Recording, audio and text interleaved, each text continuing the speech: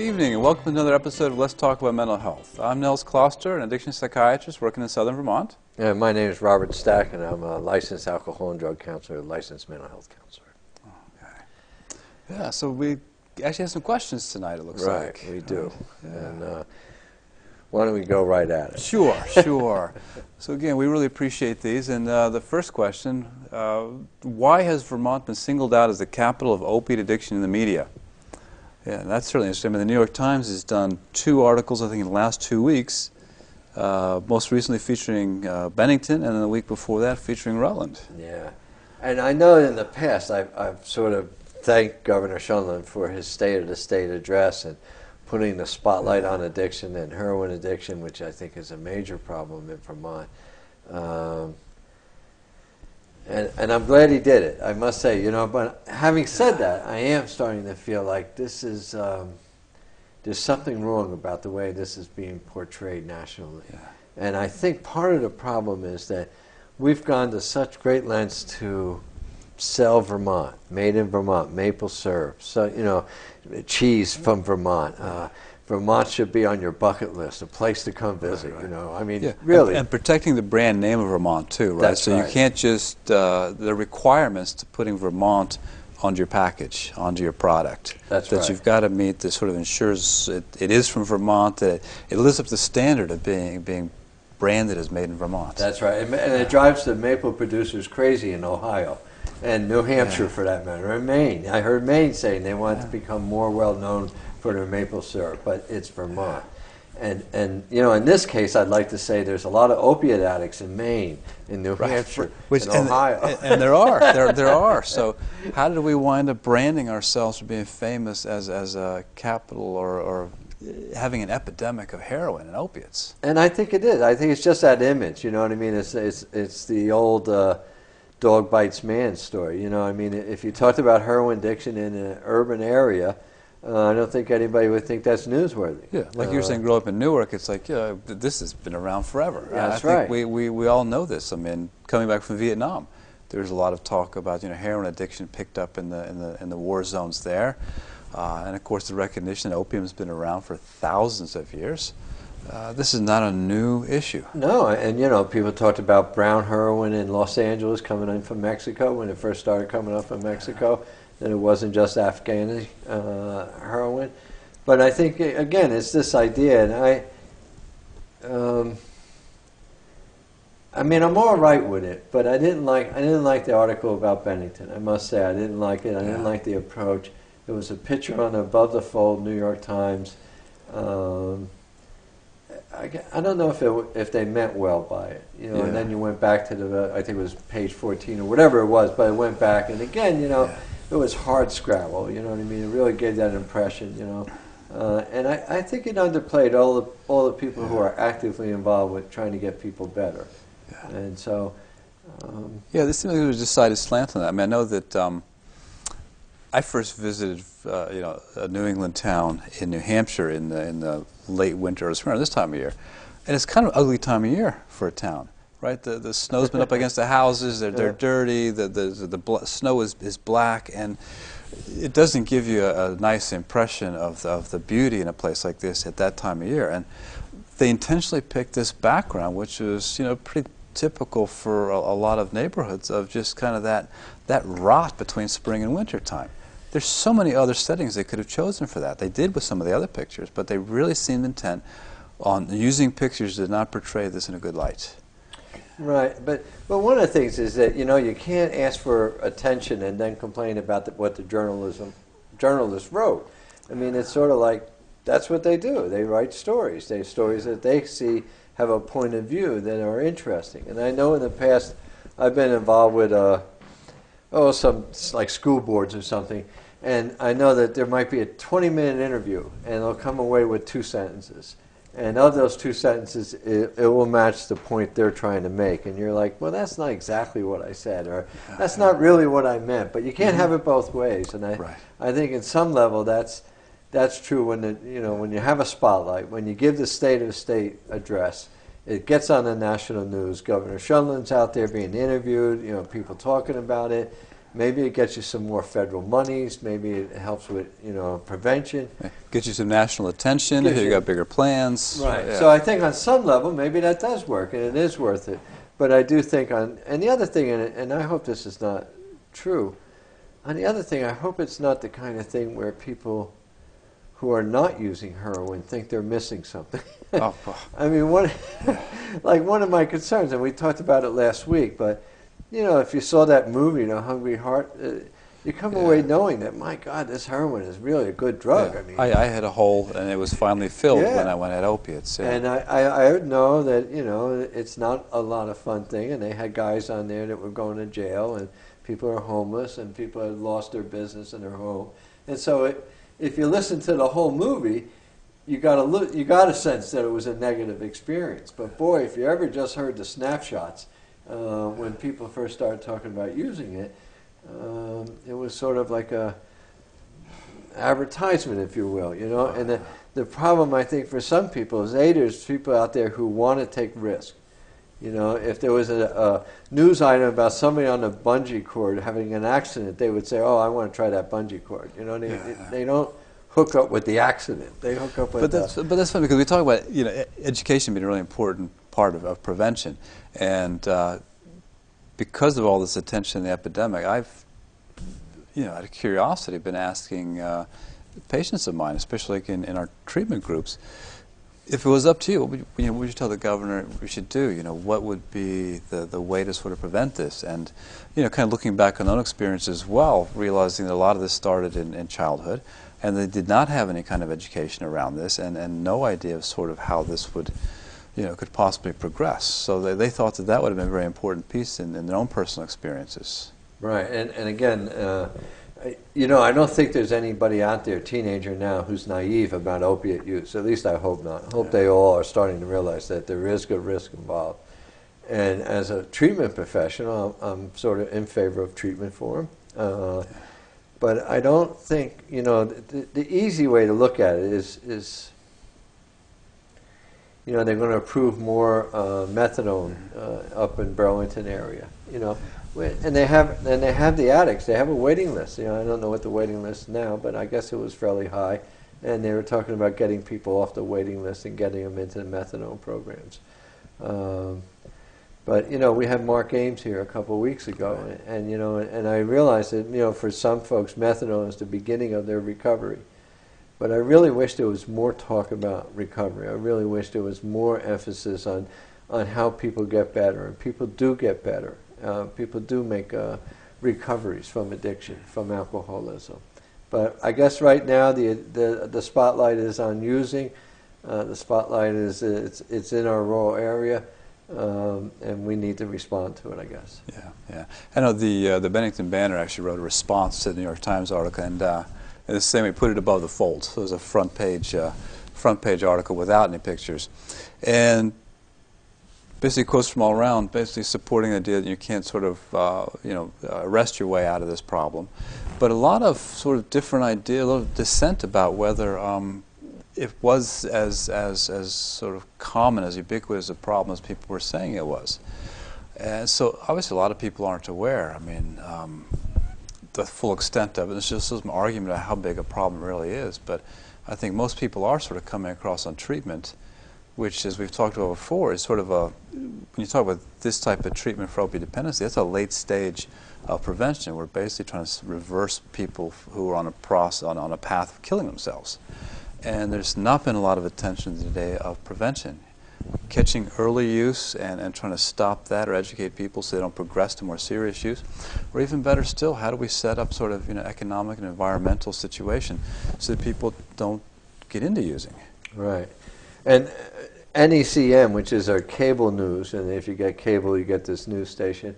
This weekend they were showing one about Vermont and addiction. And they use some statistics, and I'm not sure about them because there's no way, I don't know where those statistics came from. But they talked about it's actually single-digit people who are prescribed opiates who actually become opiate user dependent. You know what I mean? Like become heroin addicts or whatever. Yeah, for the number 6%. It was a low number. Yeah. But on the other hand, they said people who abuse opiate pills are, I don't know what the number was, 7 times, 35 times, who knows. Yeah. But it was a really high number, become heroin users.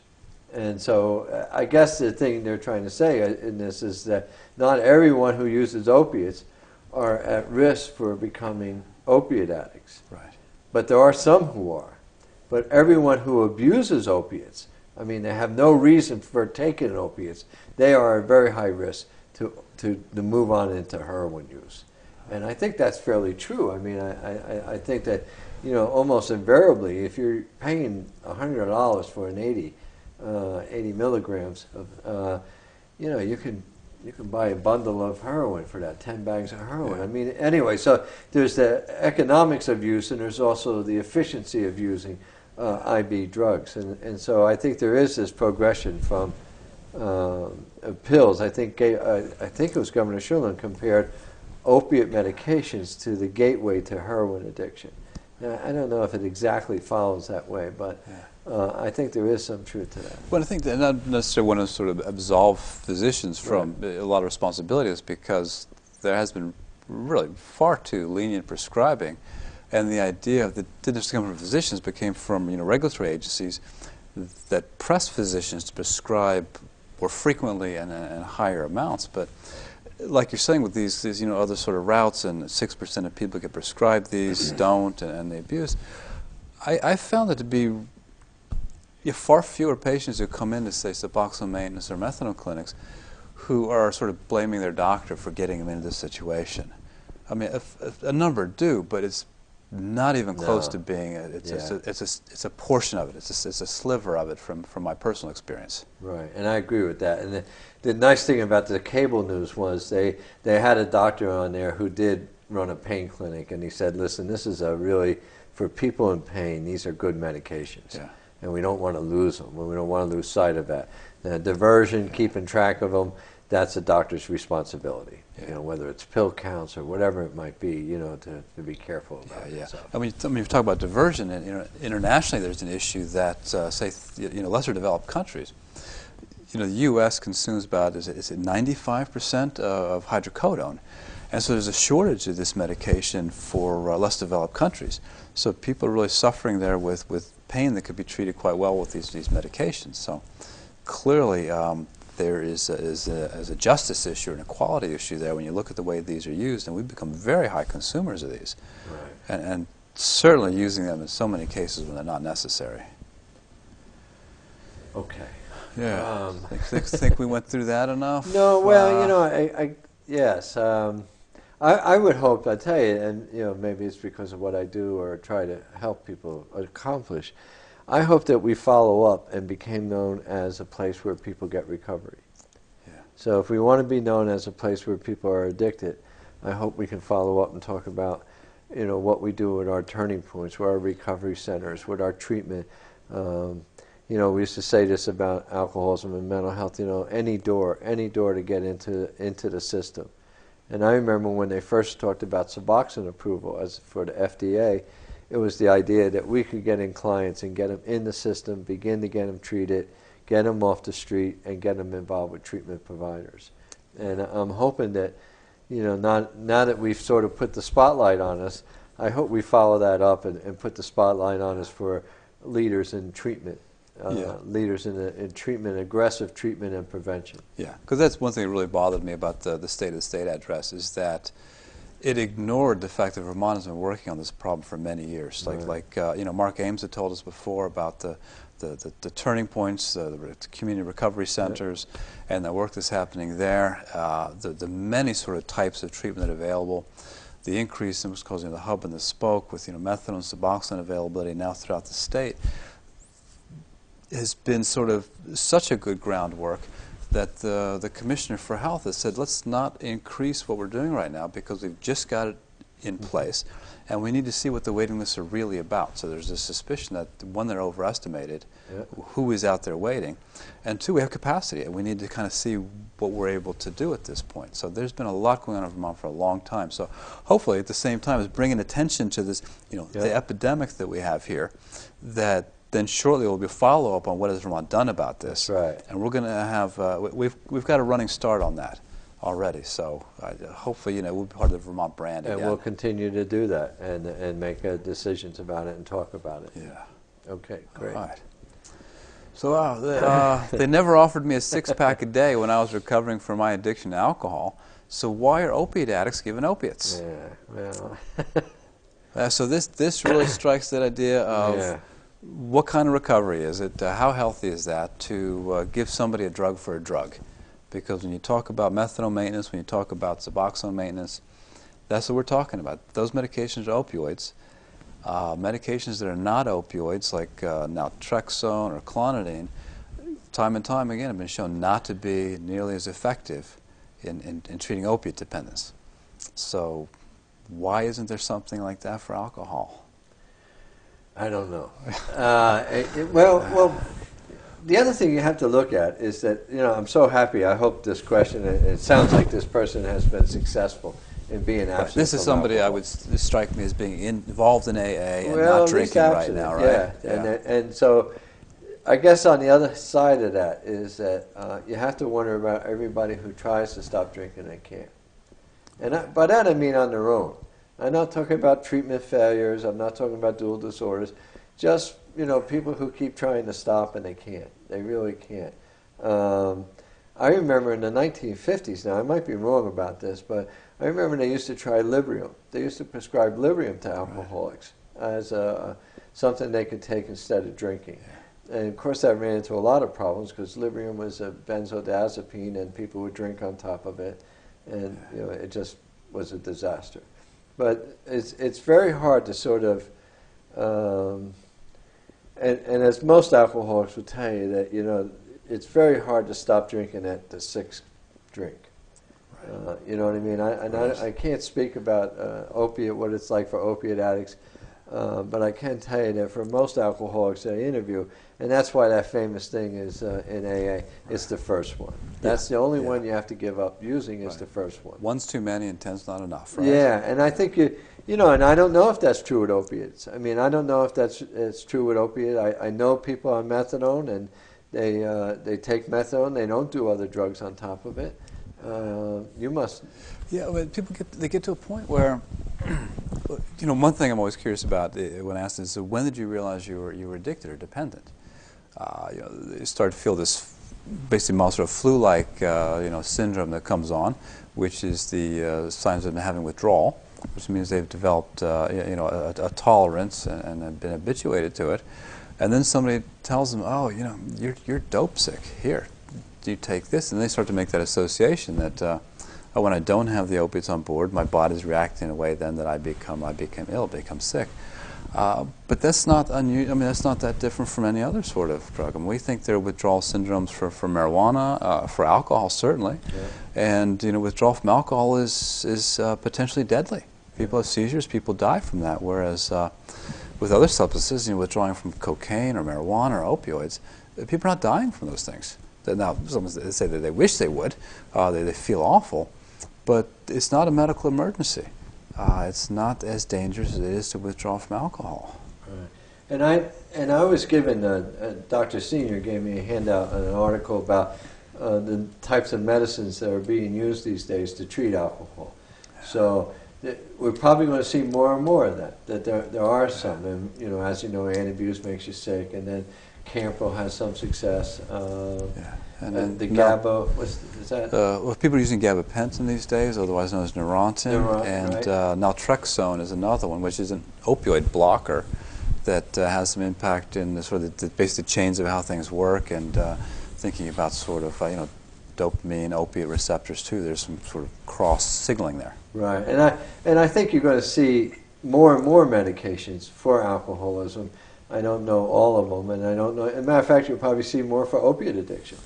You'll probably see other type of meds coming up that maybe are generic or whatever that people can use. I mean, the problem for me is, and I don't know if this is fair, but one of the problems that with both substitute is that I used to when I talked to folks, and I worked in a hospital, and everybody there that was there was being paid under mental illness. And I used to tell them that, the problem isn't so much the substance. The problem is really is that they want to get high. I mean, so as you know, one of the problems that we used to have with Suboxone doctors is that people would be on Suboxone and they would use other drugs. Right. And some of the providers of Suboxone would, take a urine test, find other drugs, and drop them as clients. And that was a reoccurring problem for some of our folks. I mean, it was sort of, and so I sort of, it isn't so much the idea that, I need an opiate. We'll give you an opiate, but a lot of folks that I work with still want to get high. They still want an altered state of consciousness. They still have a hard time being themselves in their world. And I think that that's one of the things that sort of gets downplayed when you talk about, like an over-focused on the substance. Now, yes, it's true that, heroin is a much more powerful drug than, another drug. It's more euphoric, it's just a more powerful drug. And the addiction can be more accelerated and more powerful. But still, I mean, you can give them opiates, regulated, but they still want to use because there's something about themselves that wants relief. Yeah, and I wonder if that makes sense. I know that this is in a way where maybe sort of AA, because we haven't found a similar medication for alcohol that we have for opiates, is maybe ahead of the curve, ahead of where opiate dependency and treatment is right now, because this is something I've what we heard from Hungry Heart, the idea that I had this hole that was finally filled when I was using opioids, and I've tried to take that concept in some of my treatment groups when we sort of have discussions. I'm a little reluctant to take the approach that you'll be abstinent for every drug, or I am not going to prescribe Suboxone for you, because I think that quality of life is a real issue here, and it can take time to get to the point where, one of our patients or clients might accept the idea that, my life might be better without any drugs in it. And so I actually brought that up in one of our groups in a wonderful discussion. It's like, okay, this, you've not stopped smoking pot, you're starting and smoking more. Is there something missing? Is there something in your life that is lacking right now, that you're feeling unfulfilled, unhappy, that you're suffering emotionally? And there was a pretty universal agreement that this is often still the case. You get into treatment, you're on Suboxone or methadone, and there's still this nagging hole that is still there. And then what are you going to do about it? Right. It's well, I mean, one of the things that sort of strikes me, and I talked to you about this, is that I was taught when I first became a counselor, training and stuff, I was told that alcoholism, and that's what we talked about mostly. We didn't talk much about opiate addiction in Vermont. It was mostly alcoholism. I mean, this was even pre-cocaine. Yeah. I mean, it goes back a little bit. But the idea was that it was a threefold illness. And it was a physical illness, it was a mental illness, and it was a spiritual illness. And the way people got sick was first of all, they would get physically ill, addicted, dependent, if you will, and then mentally ill, just insane in the way they lived their life and thought about things and choices they made. And ultimately, it was a spiritual illness in the way they lived who they felt about themselves. And you got better the same way. Physically, you got better. You detoxed, and then mentally you cleared up, and you began to see things in a better light and understand things better. And then ultimately, you want to develop a spiritual life or become healthy in that place that we talk about as love or whatever way you want to understand spirituality. So it was that idea that, and I remember, if you don't mind, early on, I remember Dr. Yandel years ago said, if you want to talk about is it a disease or is it an illness, what is it? Is it a moral issue? We were talking about this before the show. Well, we don't want it to be a moral issue. It's wrong. And so the idea was to make it a disease and say, this is an ill, But now I see it as a mental illness. And I don't see it quite the same. And I know you can explain it better. But to me, the problem is not so much the drug, whether it be alcohol or opiates. The problem is that your brain gives you permission to use it again. And that's the problem, that it's more it has more to do with the way your brain functions than the physical dependency on a drug. And maybe you can explain that. Well, I mean, and I agree. I'm a little reluctant to sort of buy in too much to certain sort of models or ways of looking at things, because if you look back historically, we've always framed things in different ways. You know, with mental illness in general, or the idea of madness, reading a book by a guy, Robert Whitaker, called Madness in America, you know, back in the 16, 1700s, it was looked at as a circulatory issue.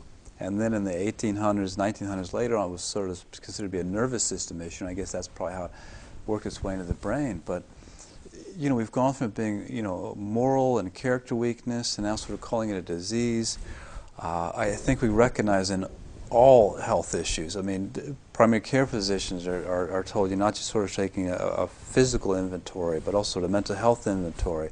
As psychiatrists, we've been encouraged to also take sort of a spiritual history, you know, finding out people's sort of, you know, religious, cultural beliefs, the things that really matter to them. So I think when we're faced with things that are so very complicated, we try to simplify them and kind of find a way of looking at this. And I kind of, well, I like the way the disease model does this, because as we said, it's chronic and it's progressive and it is potentially deadly. But none of that takes away the responsibility for the choices that we make. And I mean, choice is important to this. But I think, too, at times, I look at it maybe as a spiritual, mental issue as much as anything else, because I imagine it at times as a symptom, as opposed to maybe not even a disease or an illness, but really just a symptom of a greater problem, whatever this sort of whole might really be that people refer to. Because it certainly is gone to. It's sort of the go-to thing. When you have an addiction, when you're struggling, I mean, that's when we see relapses, right? And people have been sober for a long time. Well, you know, it's funny that you say it, because I'm laughing at myself, because as you know, I'm a strong component of abstinence and 12-step programs and cognitive behavioral therapy and take responsibility. There's a right way to do it. Yeah, there's a right way to do it. But I have, I remember my doctor wanted to know if I had a heart attack or COPD, and you know, and I had both anyway. But the COPD, they said to me, did you ever smoke? And I go, yeah, I smoked when I was, you know, a kid for 10, 20 years. I smoked Camels and Cools and whatnot, you know. And he said, well, that's probably why you have it. And so now I have like a breathalyzer. And what I was thinking about, I don't know what the thing is, you know. Inhaler, whatever it is. But this is the same thing. I made choices when I was in my 20s. When I was in my teens and 20s, I made life choices, and I enjoyed smoking cigarettes, and I enjoyed doing it. But now I'm in my 60s, and I got COPD, and it's no good to say, well, it's your choice. Right. Yeah, you don't want to hear that now. I don't want to hear that now. Yeah. I want to hear about, give me this thing now to my lungs. And I think that it is true sometimes with addiction and alcoholism, that yes, it was a choice in the beginning. It was something that you did. And, you know, you enjoyed it, and people told you not to do it, and you did it anyway, you know, you sort of liked it, and I felt that way about cigarettes. But, you know, later on, you get to a point where you don't enjoy it, but the damage is done. Yeah. And you find out, you know, there's repercussions, and you need help with it. So, and you're stuck with it. And you're stuck with it. And I guess I sort of go along with that if I think about it. But there is a part of me that really wants to, I really want to hold people accountable. I really want them to understand that, you know, it's not a chemical imbalance. You want to get high. Yeah. I mean, you know what I mean? Like, I know that. I mean, but it's sort of like decisions that you make, things that you do. Yeah. And I don't know. I just wrestle with it. I just, I just don't know how to look at it. Maybe down the road, I mean, chemical imbalance was a faulty explanation, a faulty model of doing it. Oh, I heard it from patients for years. And maybe this whole disease thing will be a faulty model. But you know what? We're doing the best we can with what we got. We're doing the best we can, huh? Yeah. Well, listen, I really like those two questions, and please send in more. Easier ones, please. Thank you. Thought-provoking. Huh? So, thank you all very much, and I really enjoy doing this, and I enjoy your comments. Good night. Good night. Well, now you got to do exaggerated. Yeah, like Monty Python, like 1, 2, 3, School of Silly walks, you know. Oh, no. Now you get it, and then we'll go the other way. School of Silly walks. Yeah, you got it.